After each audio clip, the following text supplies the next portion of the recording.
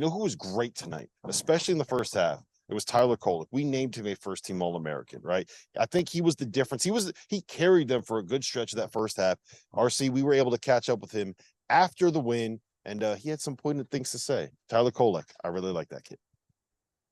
Well, 68 after dark. Tyler Kolek, first team All-American on the field. 68. Tyler Kolek. I saw that. Thank you. Yeah, it's a big game out here tonight. Your first environment semifinal Friday night, Big East tournament. How'd it feel? Friday night in the Garden. It doesn't get much better than that. Our fans were great. They travel great, but UConn is a short trip away, so they had a great atmosphere in here, and the energy was electric for sure. So you guys weren't really known for your defense coming in to this tournament, and I think out there you kind of proved something out there. How good was Omax tonight? Because we were talking about it a little bit. Like he completely shut down Jordan Hawkins. Yeah, I mean, he's one of the best wings in this league, one of the best wings in this country, and he works on his game every day. And we rely on him as a defensive stopper for our team with his size and athleticism. And they run Hawkins off a lot of screens, and he just honestly defeated every single screen that they were setting for him. Didn't give him any airspace. Do you feel like you proved something tonight? You guys were Big East champions, won by 2 games. But it feels like people kind of expected UConn to win this game. I know you heard that. I know you felt that. No, I mean, we were being disrespected coming in this tournament. Even yesterday after our win, we heard them, Coach Hurley, great coach, but with John Fanta, he was saying this is their house. Coming in saying this their house when we're the number 1 seed, that kind of fueled our fire and grew that chip on our shoulder that we've had all year. And we took you guys feed off that, right? Oh yeah, I mean, everybody knows what I said in the beginning of the year in the media day, and that's every time we jump in that circle around, and then when we break it down, we say those exact words coming out. So everything's a chip on our shoulder. That's how we approach offense, defense, everything. Where does that come from? Is that you? Is that shock? Is that everybody that just kind of feels that way? I mean, you were picked 9th in the preseason. You won the league. You had a chance to win the Big East tournament. I feel like the disrespect is where it comes from, and then we got a bunch of underdog guys that kind of get it out the mud, and just work for everything that they've gotten to this point, and that's what we grind every day and work hard. What's the step tomorrow? What do you got to fix? What do you have to get better to I mean, you guys are going to go out here and watch this game, I'm assuming. What do you have to fix to cut down the nets tomorrow night?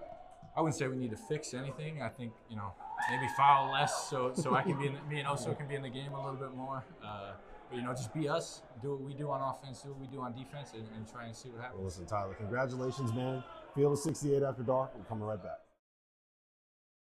Hey guys, just a reminder, our sponsor for today's episode is Run Your Pool. They are hosting the Field of 68 Bracket Challenge. This year, they are giving away $1,500 in free prizes. It's all an incentive for you to get on there and find out just how good their platform is. I've been using them for my bracket pools for years. I've used them for Super Bowl squares. I use them for everything that I need to use them for. The biggest survivor pool that I'm in for both NFL and NCAA tournament is by Run Your Pool. So go check them out. The link's below.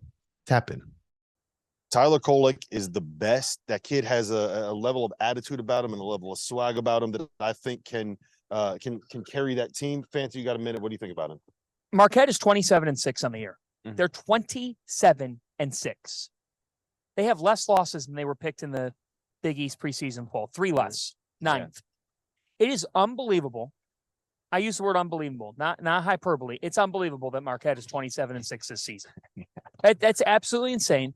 And I would just say that the Big East, the last 2 off seasons, has crushed it in terms of the coaching cycle. They really have. There are guys that for one circumstance or another have been allured by the idea of being a Big East coach, by coaching in this league.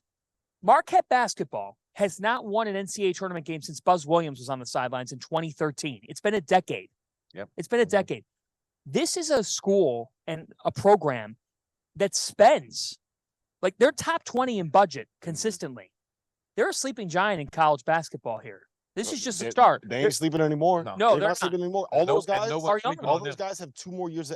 This team could be together in 2025.